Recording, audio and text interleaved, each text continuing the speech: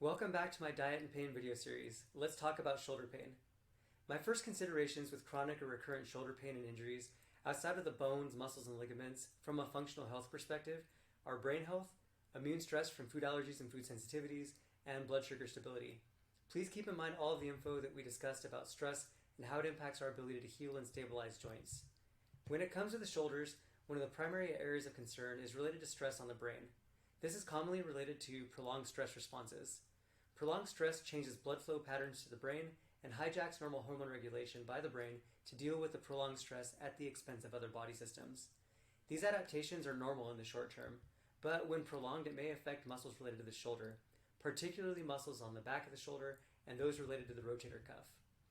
Another common agitator of the shoulder muscles can be related to immune stress, most commonly from food allergies and food sensitivities.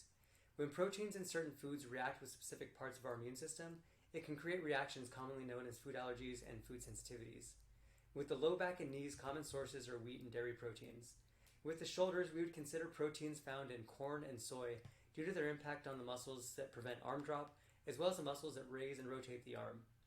For upper shoulder pain that may impact the first 90 degrees of movement of the arm and or shrugging of the shoulder, there's often a relationship with the proteins found in dairy. It's not uncommon for these patients to suffer from other problems, like chronic sinus problems, or have a history of tonsillectomy or appendectomy.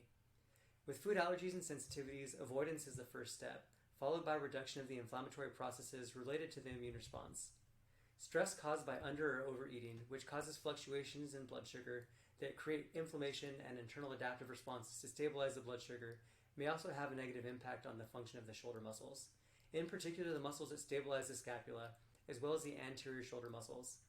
This may result in shoulders that roll forward and an increased curve in the back, which can lead to hyperkyphosis and or a condition that most people don't want, commonly called a buffalo hump. Additionally, since the only bony connection of the arm to the body is via the collarbone, the muscles and ligaments that hold the shoulder in place are really important. The scapular stabilizers must work in coordination with the other muscles of the shoulder to allow for proper movement without restriction or pain. Therefore, just like with all joints, it's important to consider that where you feel the pain may not always be the source of your problem. In other words, it's a good idea to build health in all three of the areas covered in this video and improve overall health to increase your ability to move without pain and feel good. Of course, there are other muscles, organ systems, and adaptations to stress that may impact the function of the muscles related to the shoulders. However, these three categories have a substantial impact on shoulder muscle function and pain. Those will help build on the information that I've provided in other videos for you. To help you figure out what to do, I've created an online course called the DIY Health Assessment Course. It's a quick and simple way to organize your symptoms and lab results in a way that will help you understand what changes you need to make so that you can recognize and reduce the stress you didn't know you had to begin the journey of decreasing pain and improving function. Also, if you want a quick reference source to help you make changes to your diet and lifestyle, check out my book, The Path to Health, a manual for proper care of the human body.